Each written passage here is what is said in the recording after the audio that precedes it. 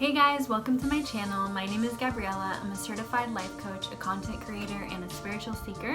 And I wanted to give you a big welcome into 2020. Congratulations for making it this far and for kicking ass. The theme of today's video is how you can achieve your goals this year. Let's get started. If you're anything like me, time has felt like it's going by super fast already. And you might have been thinking about how 2019 went for you and what you were really able to do. Now, there might have been some things that were so obvious that you accomplished, some really big feats. And on the other hand, you might have been a little disappointed, maybe because you had this goal that you didn't really accomplish and you're now carrying it over into this year, or you expected, so much more from 2019 and it didn't really deliver. Or that you're kind of disappointed with yourself for not working as hard as you thought you were going to and not doing enough. This is very human, and I'm here to remind you that sometimes great things take time and that you are on divine timing and on your own unique path that's teaching you something special that you're going to carry over into your goals and your dreams. Before we fully get into it, I just want you to pause and think about something that you're really proud of that you did in 2019. I also want you to ask yourself, what allowed me to achieve that? Was it like a personality trait? Like, were you really driven or motivated? Was it that you got really lucky and you were really blessed? Just take a moment to appreciate what allowed that goal to come to fruition, or that blessing to be birthed. So feel free to pause the video if you need to think about that for a second and meditate a little bit on it. I'm really big on, acknowledging ourselves when we do accomplish things, because I feel like we often just hurry from one thing to the next, and we tend to sometimes be overcritical of ourselves and focus on what we didn't do versus what we did do. So that's why I think it's so good to really pause and be like, whoa, I did a lot, or I did that. That's crazy, Really just be proud of yourself for that moment. So thank you for doing that. Now, I want you to think about your biggest goal for 2020. What is it that's like really in your heart that you really want to accomplish this year, that you've been dying to do? This could be something that you've been wanting to do for years. This could be something that's like totally new. It could be health related. It could be career, love, whatever it is. So think about that goal and state it. State it out loud to yourself.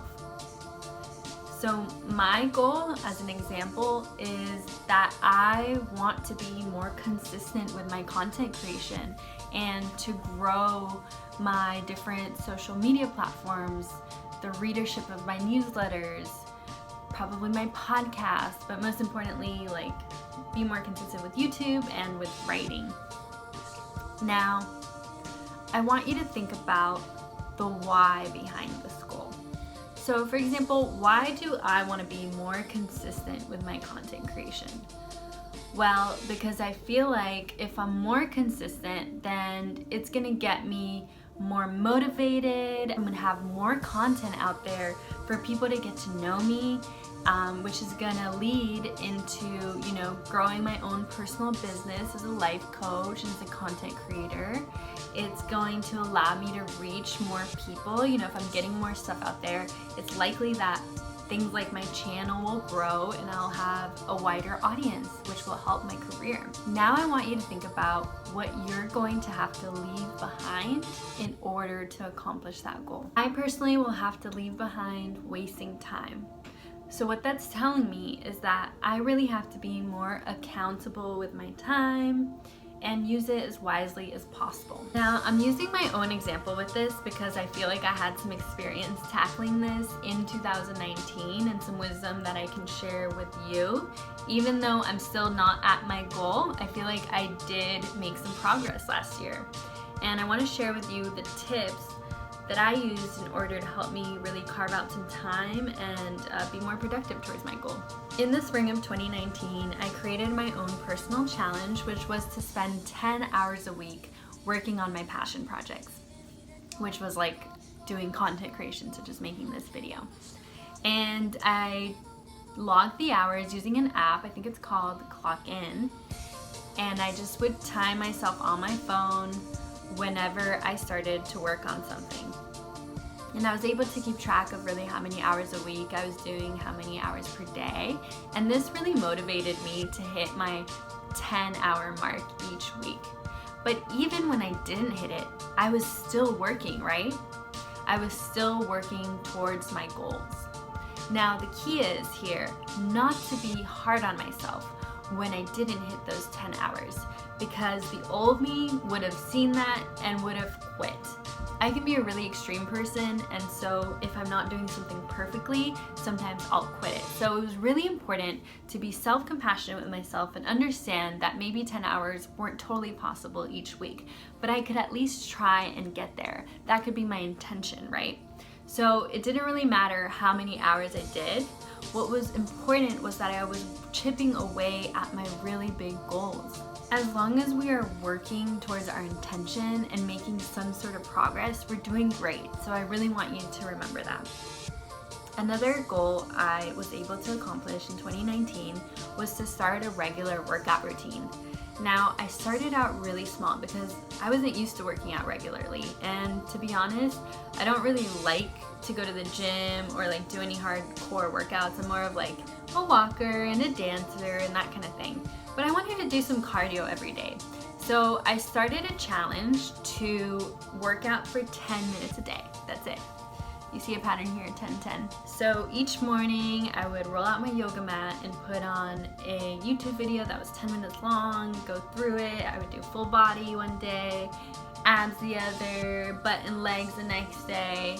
And it turned into a habit because it was so achievable for me and it felt really good to accomplish just those 10 minutes a day. And I was feeling great. My body was actually looking different. I was making healthier choices overall. So I was really, really proud of that goal. Like the goal I shared beforehand, the key here was not to give up when I didn't do my 10-minute workouts. There were days when I was too tired, there were days when I was exhausted, there was days when I was rushing out of the house and I couldn't get those 10 minutes done. But guess what? The next day that I could, I just picked it right back up. Even if a whole week had gone by because I fell off the bandwagon a little bit or I was sick or whatever, I would just pick it right back up whenever I could and then start the pattern and the habit again. The key here was not to be hard on myself, not to be so black and white. This means success, this means failure. What was important is that I was trying to be healthier and that my intention was to work out. And I still have this habit. I still work out every day that I can. So when you create an intention or a goal, the point is to just do a little bit when you can. Take it step by step. See how you can break it down for yourself. For me, it was those 10 hours a week or those 10 minutes a day. And once you start making progress with those tiny little steps, it becomes a habit. And habits, they define your life and they change your life. So what habits will you be picking up in 2020 that are gonna help you achieve your goals? Let me know in the comments below. If you like this video, please give it a thumbs up and don't forget to subscribe to my channel. Also, I write a weekly motivation newsletter that I pour my heart into. So if you want to subscribe and get those in your mailbox each week, check out that link below. Thank you guys. Love you.